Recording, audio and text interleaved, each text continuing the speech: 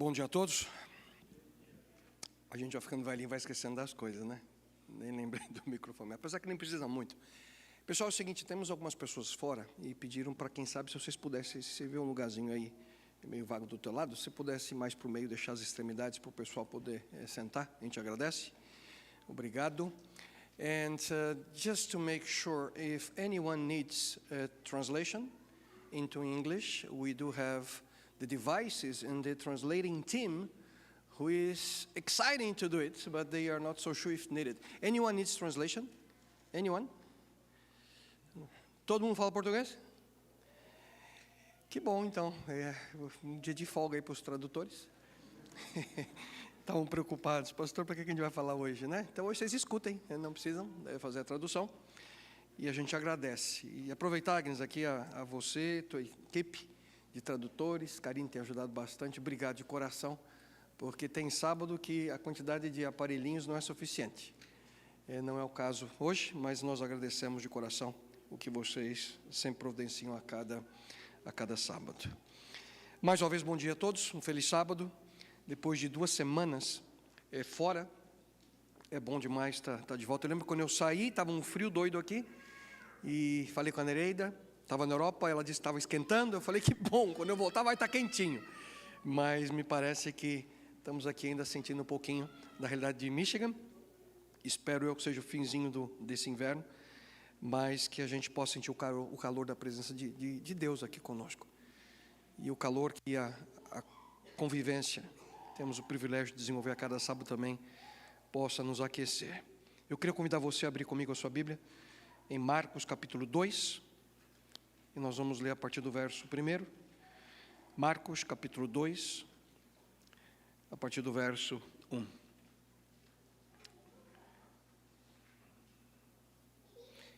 Marcos capítulo 2, vamos ler os versos a partir do primeiro versículo. E antes de ler, convido você uma vez mais que possamos orar, suplicando a direção de Deus. Pai eterno, obrigado pelo privilégio que o Senhor nos concede mais uma vez aqui estarmos juntos, Senhor.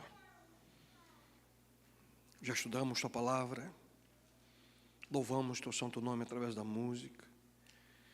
Vimos que bênção extraordinária, Senhor, os filhos que o Senhor nos deu, a adoração infantil. A oportunidade, Senhor, de participar de Tua missão através da nossa doação, nossas ofertas, o nosso dízimo. Conversamos contigo, Senhor, através da oração. E nesse momento queremos abrir nossa mente e nosso coração à Tua palavra. Uma vez mais te suplico, Senhor, fala a nós. Esse que, quem sabe, é um assunto que sempre ouvimos, a importância de viver em comunidade, mas que muitas vezes temos muita dificuldade de colocar em prática. Possamos uma vez mais, não apenas entender, mas viver a experiência. E suplico, bom Deus, que a despeito da imperfeição do meio, a perfeição de Teu Filho amado Jesus Cristo encontre abrigo seguro no coração de cada um de nós. Dirija-nos, Senhor, nesse momento, guia-nos. Isso eu te suplico em nome e por amor dEle, Teu Filho e nosso Salvador Jesus. Amém, Senhor. Amém. Amém. A partir do verso 1, nós lemos Marcos capítulo 2, e eu leio na edição contemporânea de Almeida. Alguns dias depois, entrou outra vez em Cafarnaum, e soube-se que estava em casa. Logo, se ajuntaram tantos que nem ainda nos lugares junto à porta cabiam, e anunciava-lhes a palavra. Vieram ter com ele, conduzindo um paralítico trazido por 4 homens, e não podendo aproximar-se dele por causa da multidão, descobriram o telhado onde estava e, fazendo um buraco, baixaram o leito em que jazia o doente. Jesus, vendo a fé deles, disse ao paralítico: Filho, perdoados estão os teus pecados. Estavam ali sentados alguns dos escribas, que arrazoavam em seus corações: por que profere este assim blasfêmias? Quem pode perdoar pecados senão Deus? Jesus, conhecendo logo em seu espírito que assim arrazoavam entre si, lhes disse: por que arrazoais sobre essas coisas em vossos corações? qual é mais fácil dizer ao paralítico: estão perdoados os teus pecados, ou dizer-lhe: levanta-te, toma o teu leito e anda? Ora, para que saibais que o Filho do Homem tem na terra poder para perdoar pecados, disse ao paralítico: a ti te digo, levanta-te, toma o teu leito e vai para a tua casa.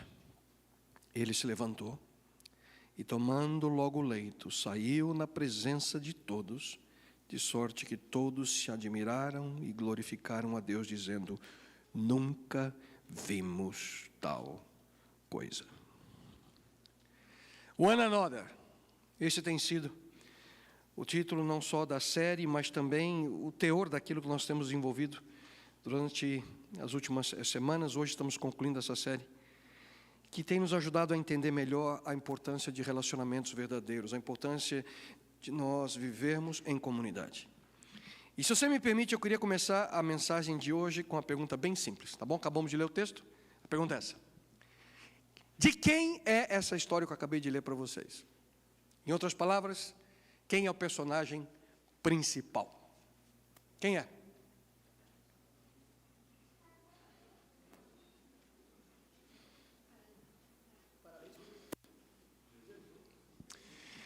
Também estou sentindo que está meio dividido aqui, pessoal. Vamos fazer, pessoal, um levantamento, para a gente ter certeza que todos têm direito de computar seu voto aí, tá bom?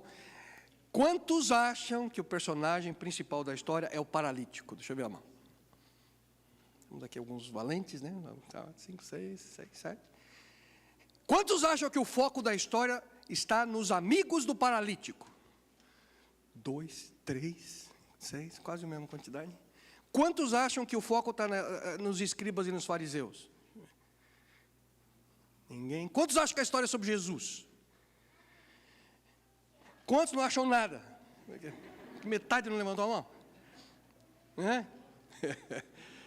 De quem é essa história? O foco principal. Na verdade, essa história nos ensina, queridos, o poder, a importância de termos amigos no momento que nós precisamos de ajuda. Pessoas que existem, que estejam ali, estejam ao nosso lado quando nós precisamos. O poder da comunidade. Eu acho que cada um de nós aqui, se eu perguntar para você, você já precisou de ajuda de alguém? Sim ou não? Todos nós. Essa semana vou sair de casa e quem disse que o carro funcionou? Bateria morta. Nessas horas, e sem alguém perto, né, você sempre precisa de ajuda de alguém. Além da YouTube University, né, que geralmente quando a gente precisa de alguma coisa, hoje você vai rapidinho lá no YouTube, né, porque tem alguém que já passou pela experiência que você está precisando ali de informação, de conhecimento. Mas há situações que não é só informação que você precisa, é alguém para ajudar, alguém que está perto, alguém que tenha disposição, alguém que se interesse, alguém que possa dar para você um pouquinho dele mesmo, do seu tempo, da sua sabedoria, quem sabe, para que você possa superar um desafio, algo que você precisa naquele momento. E essa é uma das grandes histórias da Bíblia, essa aqui, que acabamos de ler, que fala, queridos, sobre a importância de amigos, da comunidade. A história que a gente vê aqui entre um paralítico e os seus amigos que o levaram até Jesus. Não sei se você já parou para pensar, mas esse homem, que não tem um nome aqui, a gente chama ele de paralítico, passou a vida inteira basicamente em cima de, aqui essa versão que eu li para vocês, fala de um leito. A palavra original dá a entender que era um pedacinho de tecido, pano, alguma coisa assim, que ali ele ficava, algo mais ou menos de 1 metro de largura por 2 de comprimento. 2 metros quadrados. Outras versões dizem que era uma maca, uma esteira. E para esse momento aqui juntos eu vou usar essa última opção, uma esteira. Ali era o mundo dele. 2 metros quadrados. Ali era o mundo daquele homem, ficava em cima daquela esteira. Esse era o seu espaço. Essa era a sua vida. Ele precisava ser alimentado, ele precisava provavelmente de ajuda para ser limpo, ele precisava de ajuda constantemente porque ele não conseguia se locomover. E quão triste é a gente ver pessoas presas no leito de hospital ou em uma casa. Eu já tive a oportunidade de ver pessoas que não mais podiam se locomover. E é muito triste isso. Eu tenho certeza que aqueles que trabalham em hospital, você que é pastor, já visitou gente em uma situação como essa. Já não? É triste, não? Você chega ali, eu lembro claramente um senhor, o nome dele Mamed, eu visitei uma vez no hospital, paralisado na cama já por meses. Que coisa triste. Preso, num espaço pequeno, preso pela circunstância, presos sem poder avançar, ou se locomover, ou conseguir nada na vida de maneira sozinha. E aquele homem, ele não sabia mais o que era ter interdependência, ele dependia da ajuda de outras pessoas para viver. Algo que a gente geralmente busca desde que a gente é pequeno. Eu lembro que 3 filhos em casa, né? 2 estão aqui. Mas as meninas, interessante, sempre tiveram essa característica. A Gabi e a Isa, desde pequenininha. Levantou até a cabeça. Ela vai aqui agora, o que ele vai falar de mim? Desde pequenininha, oferecia ajuda para ela, ela dizia, obrigado papai, eu faço sozinha. Desde pequena. O Nico nem tanto, né? O Nico nem tanto. Essa semana eu recebo uma foto do Nico. Falei, o que foi, filho? Está com saudade do pai? Ele me manda a foto do posto de gasolina para ver o preço. Para ver se toca meu coração, né? Para me dar uma forcinha para ele na gasolina, né? Mas está certo, que desespero, né? Aqueles que estão agora começando a vida, ter que pagar gasolina, não tá, dói no bolso, né? Mas deixa eu voltar no negócio do deixa comigo que eu faço. As meninas, desde pequena, deixa comigo que eu faço. Obrigado, pai. Não sei se vocês têm alguns filhos que assim que querem ser independentes desde pequenininho, né? Ainda até empurra a mão da gente, deixa que eu faço. A gente parece que tem algo dentro de nós que busca muitas vezes essa independência. A gente tem dificuldade de depender de outras pessoas. Na realidade, a vida desse homem, ele era forçado a depender de outras pessoas. Nada podia ser feito para ele do ponto de vista humano, da medicina. Por sinal, naquele tempo, obviamente, não há como comparar com aquilo que a gente tem hoje. Não havia cirurgias, clínicas, terapia, nada disso. O resultado, uma vida sem esperança. Qualquer pessoa, numa situação como a dele, invariavelmente terminava como um mendigo. Ficava ali às margens da sociedade. Era excluída de maneira normal, de maneira natural pela situação que vivia. Dependiam da ajuda de pessoas para sobreviver, para ter comida, para viver até o próximo dia. E talvez a gente pode até imaginar que ele sonhasse, aquele homem. Talvez ele sonhasse com a reabilitação, o sonho de ter o corpo sadio uma vez mais, o sonho, quem sabe, de andar, de pular, de correr, de se locomover. Um sonho. Mas cada dia que ele tinha um sonho, ele acordava. E quando ele acordava desse sonho, a única coisa que ele via era o teto. A única coisa que ele via era um corpo, que era uma prisão para ele. A única coisa que ele via era uma esteira, que era seu mundo. Ele sabia que não tinha liberdade. Ele sabia que dependia de outras pessoas. E sem dinheiro, sem um emprego. Se você parar para pensar, sem dignidade, sem um futuro, sem esperança. Ele vivia. Na verdade, ele não vivia. Ele apenas existia. Que tem uma diferença entre existir e viver. Aquele homem não tinha vida, apenas existia. Ele não tinha nada. Mas quando você lê o texto, você percebe, na realidade, ele tinha alguma coisa, uma coisinha restou para ele. Ele tinha 4 amigos. Ele tinha algo que mudou sua vida. E na realidade, se você para pensar, eu me surpreendi o dia que percebi isso. Essa história, muito provavelmente, não estaria nos evangelhos, não fosse esses 4 homens. Porque Cristo curava as pessoas a cada dia. Mas a razão dessa história estar ali, nos evangelhos, é porque esses 4 amigos tomaram a decisão de levar aquele paralítico até Jesus Cristo. Tudo aconteceu porque, de alguma forma, ele conseguiu, e a gente não sabe como, mas ele conseguiu desenvolver aquela amizade. Ele começou a fazer parte, queridos, de uma pequena comunidade. E muito provavelmente o desenvolvimento dessa amizade não foi alguma coisa que aconteceu por acaso.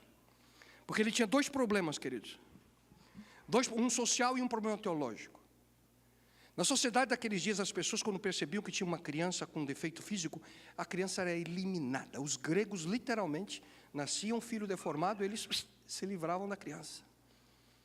Alguns escritos a gente encontra de que Roma, no século XV, havia um estatuto nos livros que dizia assim: rapidamente mate uma criança deformada.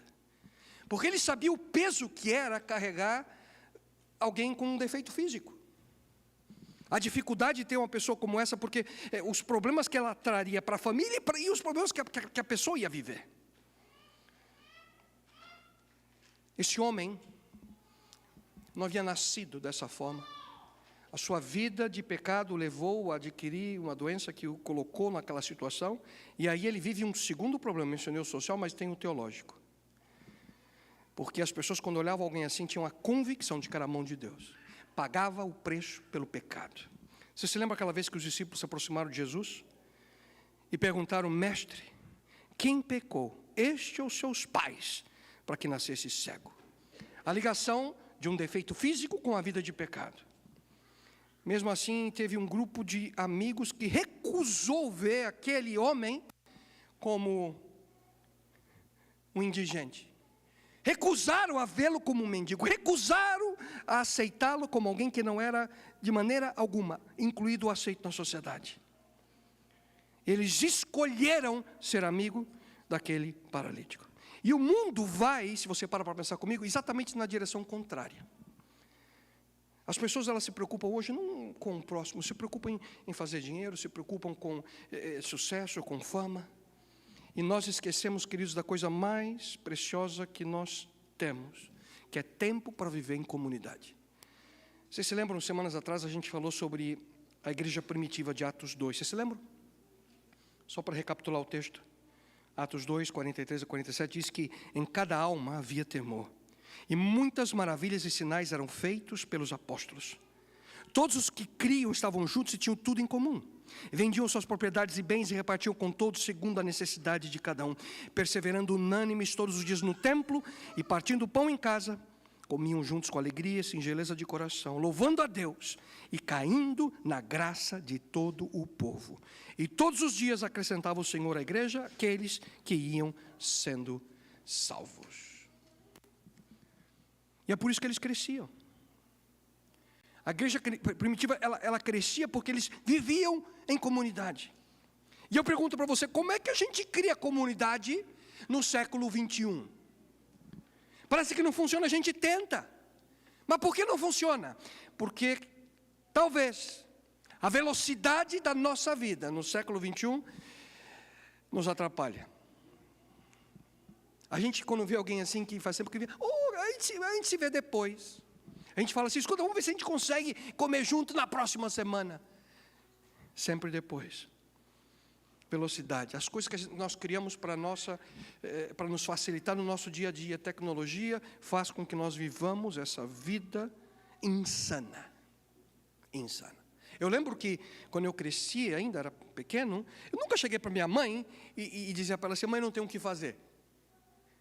Mas hoje, vocês que têm filhos aí, principalmente, vocês vão perceber que tem uma época que eles falam para você que eles não têm o que fazer. Porque a vida é tão louca que no momentinho que eles param, 5 segundos, eles ficam com ansiedade. E dizem: não tem o que fazer, pai. Não tem o que fazer. A correria do nosso dia a dia. A vida do século XXI, nós não temos tempo. Não temos tempo para aquilo que, quem sabe, seja uma das coisas mais importantes dentro do princípio bíblico de vida cristã. Comunidade. E aqui eu quero abrir um parênteses. Esse aqui é um assunto complicado para a gente, queridos.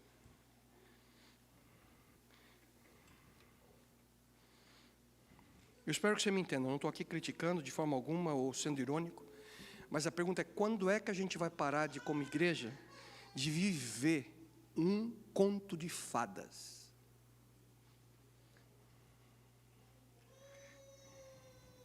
Sabe aquela história da carochinha? Aquela fábula que a gente acredita? Ou acreditava quando era criança? Que a gente tem coragem de vir para um local uma vez por semana. E geralmente quando a gente se encontra, a gente fala bom dia, assim que a gente faz, né? Percebe que é a mesma rotina? Bom dia, depois que a gente fala o quê? Bom sábado, e terceiro pergunta, como é que você está? Né? Geralmente assim, né? Bom dia, bom sábado, como é que você está? Só que no fundo, na hora que você está falando bom dia é oi, bom sábado é oi de novo, e como é que você está? Não me conta. Porque eu não quero ouvir, eu não tenho tempo para ouvir. Não quero te escutar. E aí temos a audácia ainda de dizer que essa é minha irmã, esse é meu irmão. Conto de fadas, porque no fundo, dificilmente temos tempo para nos preocupar com o problema do outro. Alguém aqui tem problema? Obrigado, nós dois aqui. A lista parece que semanalmente aumenta.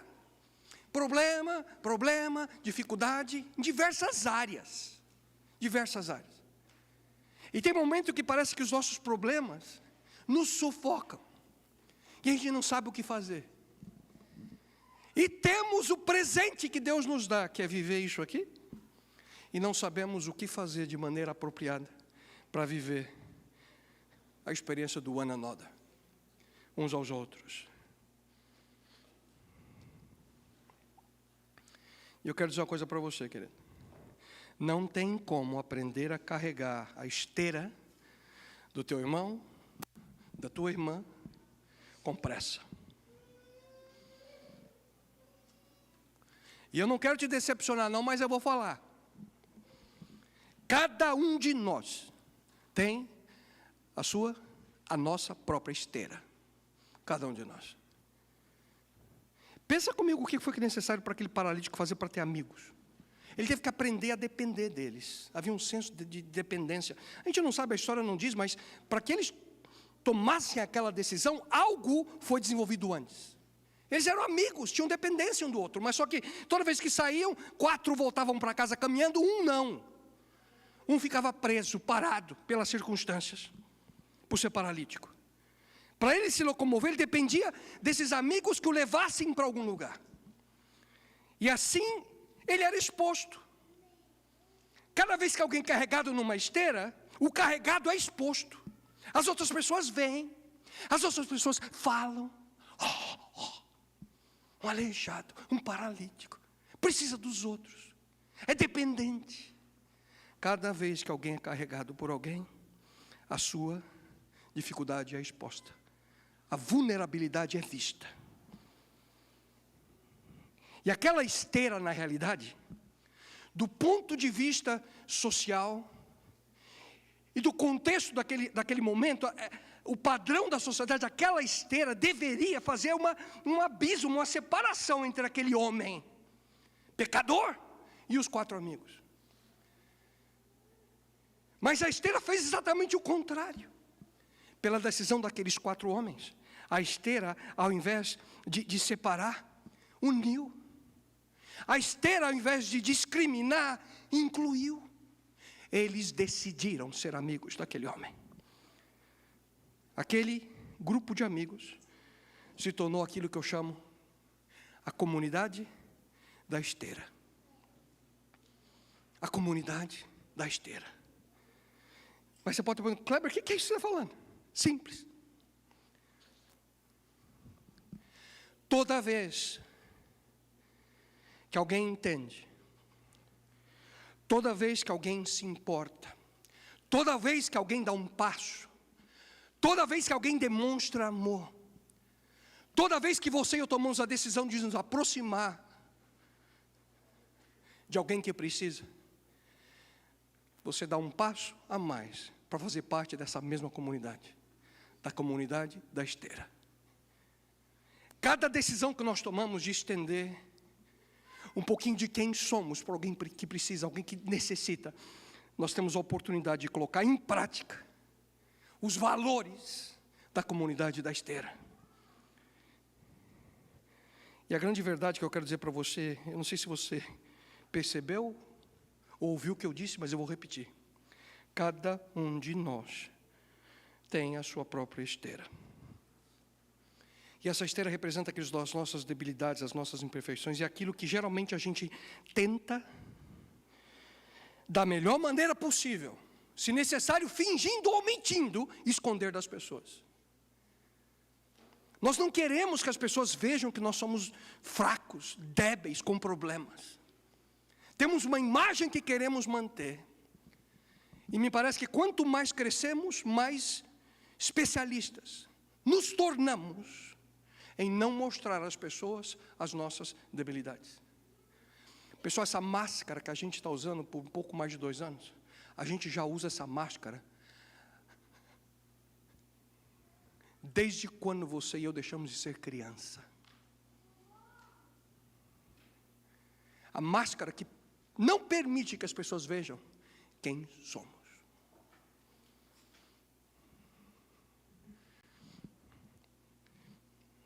Já tenho alguns anos aí ajudado essa igreja em Madrid, no seu crescimento, e tive a oportunidade de pregar para eles no sábado passado. E uma moça chegou perto de mim e falou: "Oi, pastor, bom te ver." Eu não reconheci ela, por causa da máscara. Já vi tantas vezes, mas não reconheci, por causa da máscara.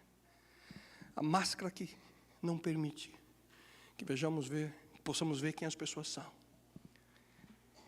E cada um de nós, que nós temos a nossa esteira, como eu disse a você, aquilo que a gente tenta esconder. Mas somente quando você e eu permitimos que as pessoas possam identificar ou ver a nossa esteira, identificar e ver a nossa necessidade, permitir que pessoas nos carreguem às vezes na esteira, é que podemos ser curados. E vou dizer para você o que essa cura significa. E é por isso que nós precisamos tanto dessa comunidade, queridos, da comunidade da esteira. Quando a gente estava lá em San Joseph, ainda durante aqueles poucos meses, né, Bruno, que a gente esteve lá, falando sobre discipulado na tarde, teve uma tarde, eu lembro, nós éramos umas 15 ou 20 pessoas no máximo. E eu mencionei para vocês um livro que li, que mexeu muito comigo no passado e até hoje mexe. E o título do livro é Os Direitos da Geladeira. Alguns de vocês já me ouviram falando sobre isso. The Refrigerator Rights. E recomendo a leitura desse livro. E a tese por detrás é simples, né? Geladeira é um negócio que geralmente quando você vai na casa de alguém pela primeira vez, você não chega nem na cozinha. Quanto mais colocar a mão na geladeira do camarada ou da sua amiga, né? Eu vou para a casa de alguém pela primeira vez, você pode ter certeza, onde você mandar eu sentar, de lá eu não saio. Porque eu não conheço, estou aprendendo. Meus irmãos, quando chegam em casa, a gente tem o hábito, né, de sempre a gente se abraça, dá um beijo. Primeira coisa que meu irmão faz quando chega em casa, ele vai para a cozinha e abre a geladeira. E eu, quando vou na casa dele, faço a mesma coisa. Vou lá, vou abrindo, eu quero saber como é que vai ser a semana, o tratamento que eu vou receber. O que ele já comprou para mim, né? E adoro a geladeira do meu irmão. Ele capricha.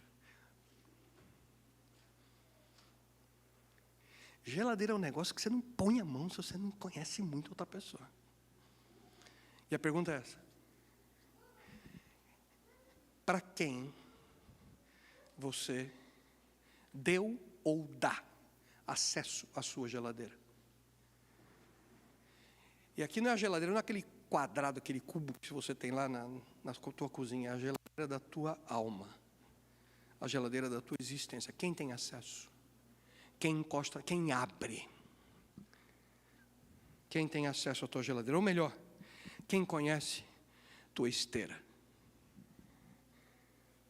Por quê? Por que eu estou perguntando isso? Porque cada um de nós temos a nossa. Talvez a tua esteira seja o teu temperamento, não sei. Talvez a tua esteira seja medo. Talvez tua esteira é falta de confiança. Talvez tua esteira é mágoa.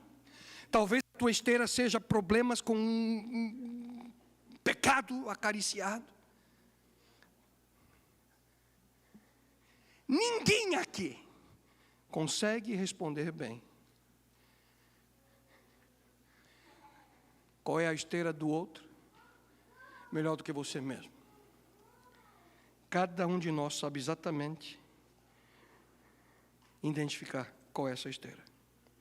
O maior problema, queridos, é que muitos de nós, e por favor, mais uma vez, peço perdão, de maneira alguma, não conheço, não sei.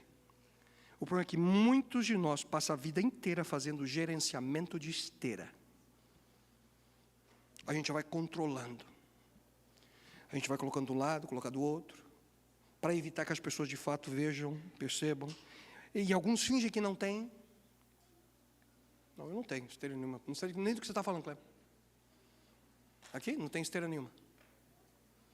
Estou bem. Alguns pensam que a gente é forte, que a gente é sábio. Ou a gente faz com que as pessoas pensem que nós somos fortes o suficiente, que somos sábios o suficiente, para não precisar da ajuda de outros. Eu estou bem, eu estou bem. Já outros têm o dom da identificação da esteira alheia, né? Da esteira do vizinho. Olha e já fala, eu sei qual que é a esteira desse aí. Deixa eu te contar. Certa vez eu estava fui pastor de uma igreja, você sabe qual foi a igreja? E lá tinha uma pessoa que veio de uma outra igreja, e ela contou para mim que na igreja que ele era membro, ela disse para mim assim, pastor, tinha uma pessoa lá na igreja que eu era membro, que dizia que ele tinha o dom da crítica. O dom espiritual da crítica. O dom de identificar a esteira na vida dos outros. O seu dom do inferno. O que buscam? Buscam esconder seus defeitos, esconder suas debilidades, esconder quem são aos olhos das outras pessoas. Como?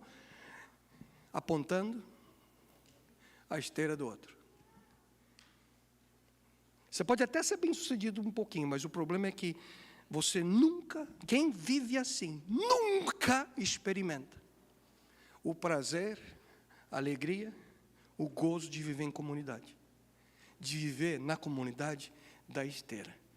Porque para viver na comunidade da esteira, você precisa admitir, eu tenho a minha.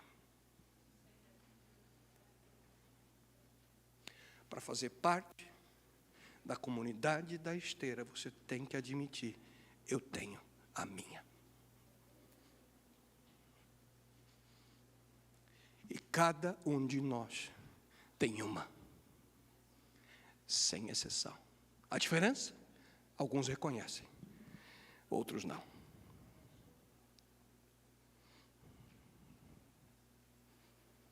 Pergunta. Quem carrega a sua esteira quando você precisa? Quem carrega a sua esteira de vez em quando você tanto precisa? Para quem você mostra suas fraquezas? Para quem que você pede ajuda e oração no momento da dor? Para quem que você suplica ajuda quando você mais precisa? Se nós queremos fazer parte de uma comunidade que faz diferença, se a gente deseja e sonha um dia desenvolver relacionamentos significativos entre nós, nós precisamos permitir que a nossa esteira seja visível e nós precisamos permitir que a nossa esteira possa ser carregada por algumas pessoas. E eu estou terminando, porque eu acabei de falar para você exatamente o que aconteceu no relato de Marcos. Uma comunidade de 4 homens que fez o impensável. Porque naquele dia, quando Jesus Cristo estava em Cafarnaum, esses 4 homens souberam, e eles sentiram o desejo de levar o amigo até Jesus Cristo, o famoso Rabi. Mas eles não podiam ir sozinhos, eles tinham que levar o amigo. Quem sabe Jesus pudesse curá-lo. No verso 2 diz que logo se ajuntaram tantos, que nem ainda nos lugares junto à porta cabiam. Esse texto tem diversas lições, e aqui é uma importantíssima, queridos. Aonde Jesus está, multidões são atraídas a Ele. As pessoas vinham até Jesus Cristo. Jesus estava tão perto, e eu fico imaginando ele chegando, né, com um amigo na esteira. Tão perto e ao mesmo tempo longe, eles não conseguiam chegar perto de Jesus. O que fazer? Verso 4 diz que não podendo levá-lo até Jesus, por causa da multidão, Removeram parte da cobertura do lugar onde estava Jesus e, através de um buraco, uma abertura no teto, baixaram a maca em que estava deitado o paralítico. A única forma, a gente conhece essa história bem, foi fazer um buraco no teto para que ele pudesse ser baixado. Algo estranho, né? Cada vez que eu imagino essa história, eu fico pensando naquele momento que eles mexiam no teto, quem sabe a poeira começou a cair, o barulho, Jesus para de falar, todo mundo olha para cima, a luz entra, e eles começam a baixar o homem. Cristo ali foi interrompido, a atenção de todas desviada ali para o teto, e imagina até o dono da casa, né? Quem que paga isso aí, quebrando minha casa? E outra lição importante, né? Que onde Jesus está também, as pessoas têm disposição de perder por Ele. Tem hora que seguir Jesus Cristo, queridos, há um preço a ser pago. Às vezes você tem que ter disposição de perder algo por Ele. Assim como o dono dessa casa teve. A gente conserta depois, não importa. A gente conserta depois.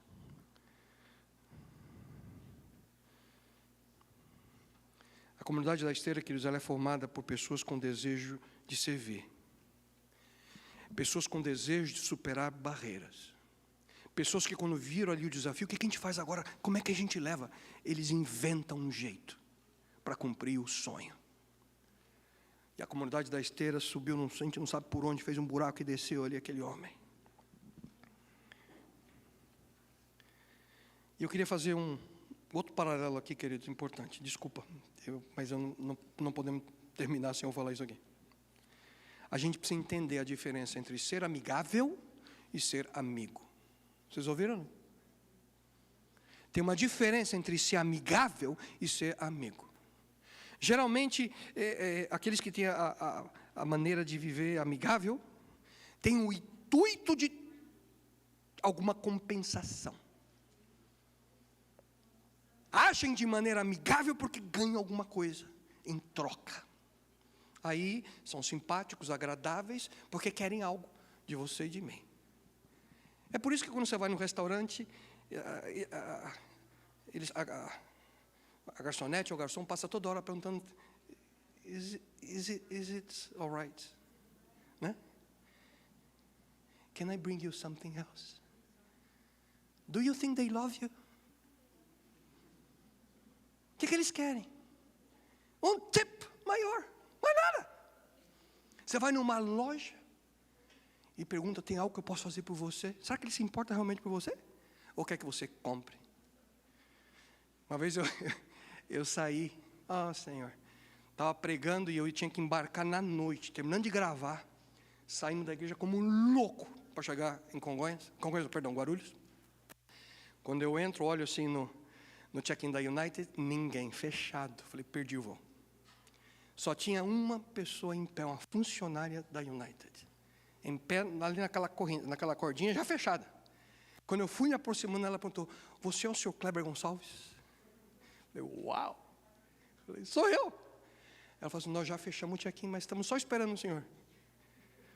E, parabéns. Ela me entrega um cartão de aniversário. Aquele dia era meu aniversário. Me entregou o cartão, assinado por todos os funcionários da United que estavam de plantão naquela noite. Eu me senti... Senhor, o que está acontecendo com esse povo aqui? Aquele dia eu fui voando assim, né, para entrar no avião assim, né? Está todo mundo me esperando. Eu fui andando assim, para marcar. Né? Eu sei o nome dela. Dona Luzia. Porque eu já vi a Dona Luzia pelo menos umas 40 vezes quando eu embarco de lá para cá. E quem viaja na United ali, o 840-844, conhece a Luzia. Ela é uma das gerentes ali. Outros embarques, eu passava pertinho da Dona Luzia e falava assim, Dona Luzia, Kleber Gonçalves aqui. Mas ela nem olha para mim. Queridos, uma coisa é ser amigável, outra coisa é ser amigo. Acham que a United me ama?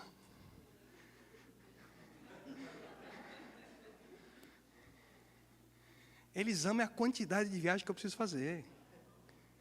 a quantidade de dinheiro que fica com eles pela responsabilidade do trabalho que eu faço. Kleber Gonçalves? Há uma diferença quando a gente demonstra às pessoas que somos amigáveis. Tudo bem com você? Ou momentos que você de fato se aproxima e demonstra ser um amigo. O momento que você demonstra às pessoas que você se importa. Porque há momentos, queridos, que de fato mudanças radicais acontecem. Ninguém gosta de ser, principalmente aqui nós temos alguns professores, né, chefe? A gente, quando está dando aula, não gosta às vezes de ser interrompido naquele momento que você está desenvolvendo o pensamento para fechar, né? Tem hora que tem um momento que deixa o povo falar, mas tem hora que escuta, deixa eu terminar. Jesus está pregando ali, de repente abre um buraco no teto. Cristo para, olha. E o que é extraordinário quando a gente lê esse texto, que diz aqui, Marcos escreve assim: Jesus, vendo a fé deles, quando Cristo viu a fé daqueles 4 malucos, Cristo para e olha. Porque Jesus, queridos, Ele vê algo que às vezes nós não vemos. E quem sabe você está perguntando, o que Jesus viu, hein? Cristo viu um buraco no teto, 4 rostos ali olhando para baixo. Cristo viu a comunidade da esteira naquele momento. E Jesus, queridos, Ele vê misericórdia no mundo de sofrimento. Cristo, Ele vê interesse em um mundo que não se importa. Cristo, Ele vê determinação no mundo que ignora. Cristo vê atenção no mundo que não mostra empatia. Jesus, Ele vê carinho no mundo egoísta. Jesus vê amor no mundo de pecado. Jesus vê a fé verdadeira. E quando Cristo vê a fé verdadeira, o milagre sempre acontece. Naquele instante, Cristo, sabendo que a coisa que aquele homem mais queria, mais precisava, era perdão, Cristo olha para ele e diz: filho, teus pecados, aqueles erros que você cometeu no passado, que te trouxeram as consequências daquilo que você está vivendo hoje, filho, esses pecados, cada um deles, estão perdoados.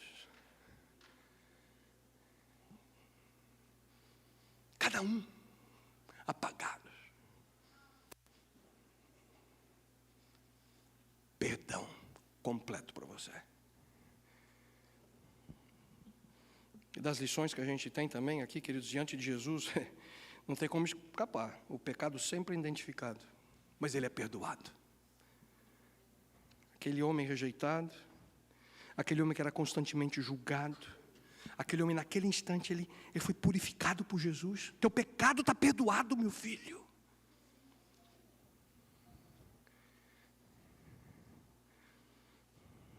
Cristo ama, Cristo o transforma. Só que naquele instante algo terrível acontece. Aqueles doutores da lei ali, os escribas, fariseus, alguns que conheciam aquele homem, alguns que disseram para ele: para você não tem esperança, para você não tem jeito, é a mão de Deus mesmo, seu pecador. Aqueles que o expulsavam da sociedade, estavam ali: quem é esse? Para perdoar pecado, ele não é Deus.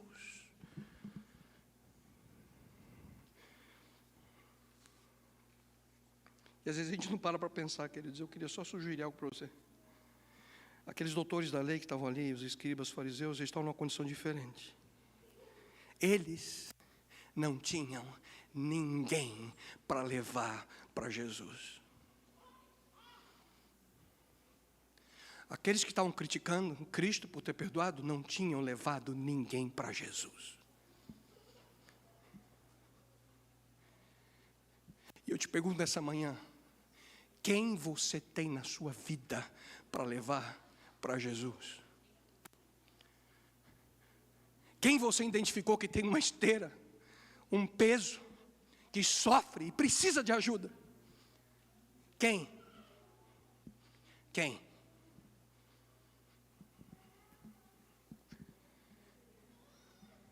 Aqueles homens não tinham ninguém para levar para Jesus. Não tinham qualquer tipo de piedade pelo pobre paralítico. E o pior é que esse tipo de pessoa que a gente tanto critica, escriba, fariseu, doutor da lei, não deixou de existir no primeiro século. Essas pessoas, queridos, elas continuam vivendo hoje. E infelizmente eu queria poder dizer diferente. As igrejas cristãs estão cheias delas.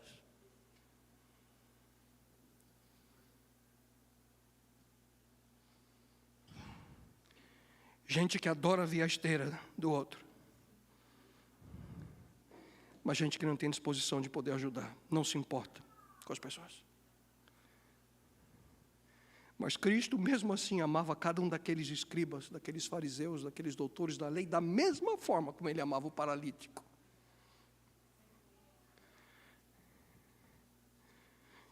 Uma pena que eles perderam a oportunidade. Alguns deles acordaram, mas a grande maioria perderam a oportunidade. Mas aí vem o fim da história.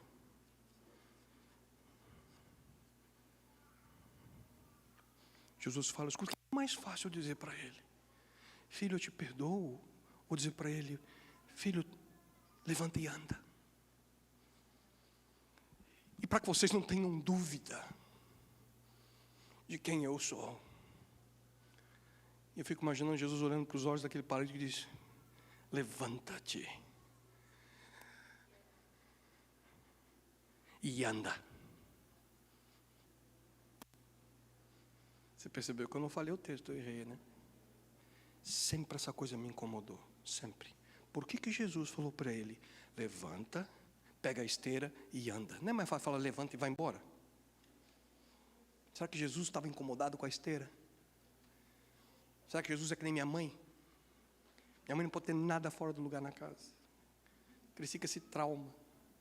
Tudo tem que estar no lugar certo. Arranca essa esteira daí, meu filho. Por que Jesus diz para ele, levanta,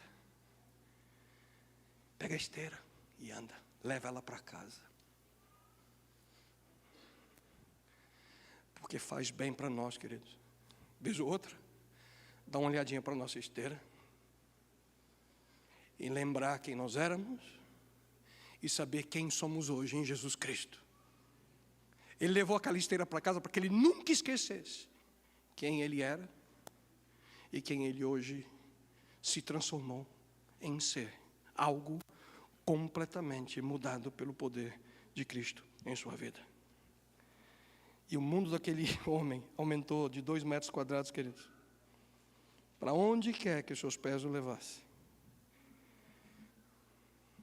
Levando a esteira.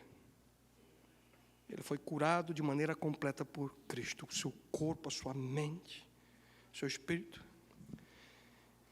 E cada vez que aquele homem tinha a oportunidade de olhar para aquela esteira, ele podia se lembrar de Jesus, o Mestre, o Salvador. Mas ele tinha a oportunidade de lembrar de 4 amigos. A oportunidade de lembrar da comunidade da esteira. Queridos, o maior presente para aquele homem não foram as pernas novas. O maior presente para aquele homem foi ser amado. Amado pela comunidade da esteira e amado por Jesus Cristo.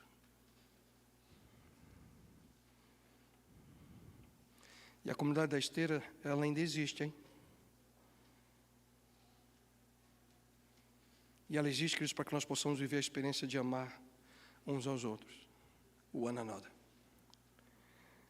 Porque é na comunidade da esteira que a transformação acontece. É na comunidade da esteira que a cura é real. É na comunidade da esteira. E você, hein? Você tem a sua?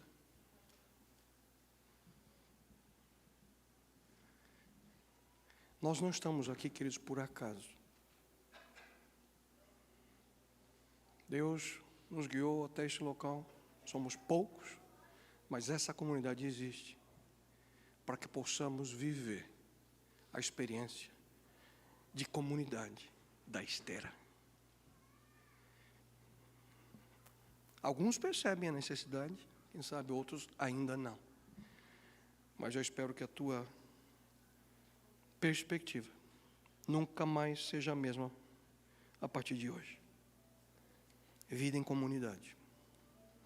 nós precisamos. Para isso temos aí feito o apelo, convidando a cada um de vocês. Busque, procure, participe.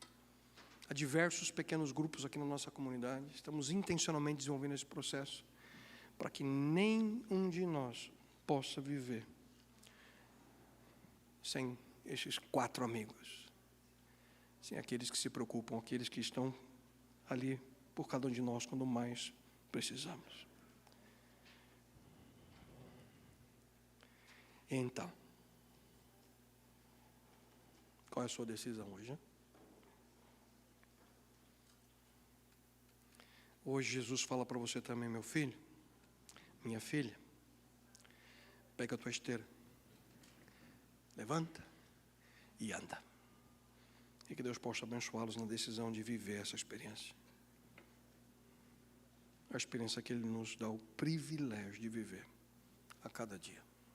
Vamos orar. Pai eterno,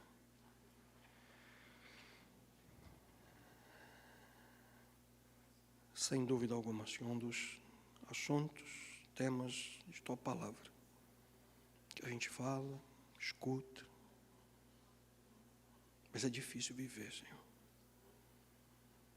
Mas dá-nos a humildade de reconhecer nossas debilidades, nossas fraquezas. Dá-nos, Senhor, a sensibilidade de viver na nossa vida a comunidade da esteira. Aqueles que carregam, e quem sabe alguns de nós, aqueles que precisam permitir a serem carregados. Não importa.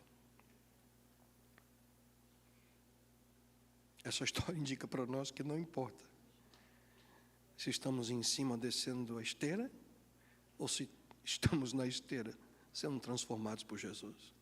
Não importa. O que queremos, Pai, é estar em Tua presença e sermos usados por Ti. Por isso eu suplico, Senhor, Tua bênção sobre cada pessoa que aqui se encontra. Meu Deus, Tu sabes as angústias, as dúvidas, inquietudes, problemas. Mas Tu sabes, Senhor, o quanto cada um de nós precisa de uma comunidade de amor, uma comunidade que se importa, uma comunidade que possa crescer, demonstrando amor, uns para com os outros. One another. Senhor, ajuda-nos a que essa seja a experiência dessa pequena comunidade on the way.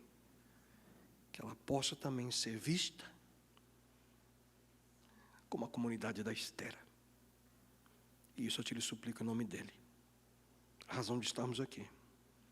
Teu Filho e nosso Salvador Jesus Cristo. Amém, Senhor. Amém, Pai. Amém.